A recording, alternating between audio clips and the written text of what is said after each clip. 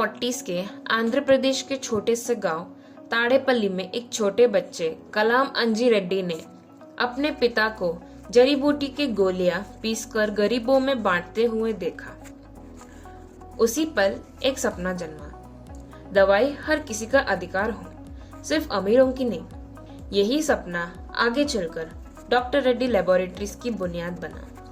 1984 में अंजी रेड्डी ने अपनी जिंदगी भर की बचाई $40,000 और एक बैंक लोन $1,20,000 के साथ हैदराबाद में कंपनी की शुरुआत की।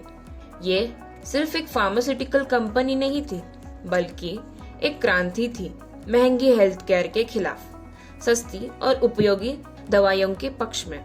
1985 में बोलाराम में पहला API मैन्युफैक्चरिंग प्लांट चालू हुआ और 1986 तक ही कंपनी बॉम्बे स्टॉक एक्सचेंज में लिस्टेड हो गई।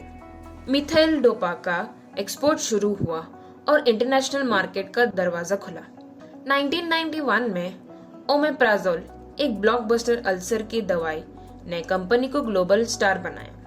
रशिया की एंट्री ने इस सफर को और तेज कर दिया। 2001 में डॉक्टर रेड्डी ने प्रोजैक के जेनरिक मेडिसिन फ्लॉक्सिडिन US मार्केट में लॉन्च किया और सिर्फ 6 महीनों में $70 मिलियन कमाए। कंपनी ने शेमिनोर ड्रग्स, ट्राइजेनेसिस थेरापेटिक्स और जर्मनी की बीटा फार्म जैसी कंपनीज को अक्वायर करके अपना दायरा बढ़ाया। लेकिन हर कहानी में कुछ आंधियां भी होती हैं। 2005 में फाइजर के साथ नोवावाक्स पेटेंट लॉ सूट हारने के बाद डॉक्टर रेड्डी ने अपना फोकस जेनरिक्स और एक्टिव फार्मास्यूटिकल इंग्रेडिएंट्स APIs पर शिफ्ट किया। कंपनी ने para 3 certification through FDA approval के लिए अप्लाई किया, जिससे 2006 में पेटेंट एक्सपायरी के तुरंत बाद US मार्केट में एंट्री मिल गई। 23 से 25 तक नॉर्थ अमेरिका, खासकर US जेनरिक मार्केट में कंपनी ने स्ट्रॉन्ग ग्रोथ दिखाई, जहां नए प्रोडक्ट्स लॉन्चेस और मार्केट शेयर गेन्स ने सेल्स को बूस्ट किया। इमर्जिंग मार्केट जैसे इंडिया, रशिया और अदर डेवलपिंग कंट्रीज में स्टेबल और रोबस्ट ग्रोथ जारी रखी। मैन्युफैक्चरिंग और सप्लाई चेन में कॉस्ट मैनेजमेंट और प्रोडक्टिविटी के सुधार से ऑपरेशनल एफिशिएंसी भी इम्प्रूव हुई। नए जेनरिक ड्रग्स और बायोसिमिलर्स के लॉन्च से रेवेन्यू में अच्छी वृद्धि मिली। हाई मार्जिन प्रोडक्ट्स पर फोकस और कॉस्ट कंट्रोल ने हेल्दी मार्जिन्स बनाए रखे, जिससे प्रॉफिटेबिलिटी भी स्ट्रांग हुई।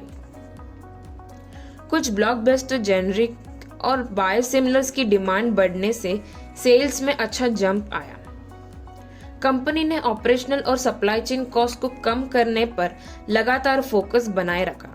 साथ ही नए प्रोडक्ट्स के सक्सेसफुल कमर्शियलाइजेशन और बायोलॉजिक्स और बायोसिमिलर में एक्सपांशन के कारण पाइपलाइन भी काफी स्ट्रॉन्ग रहा। वर्किंग कैपिटल साइकिल थोड़ा लंबा हुआ, जो कैश फ्लो पे असर डाल सकता है। फिर भी लो डेट और स्ट्रॉन्ग ROE ROCE से कंपनी की मजबूत फाइनेंशियल हेल्थ दिखाई देती है। चैलेंजेस और ग्रोथ के कारण क्यों ग्रोथ स्लो हुई FY25 में? क्योंकि इनपुट कॉस्ट बढ़े, R&D और कंप्लायंस में इन्वेस्टमेंट ज्यादा हुआ। बेस इफेक्ट FY24 में जो एक्सेप्शनल प्रॉफिट्स का ग्रोथ था।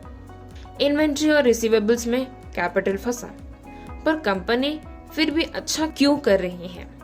Geographic spread amongst the countries like US, Europe and emerging markets, operational control and R&D और लॉन्ग टर्म स्ट्रेटेजिक एक्विजिशन के थ्रू।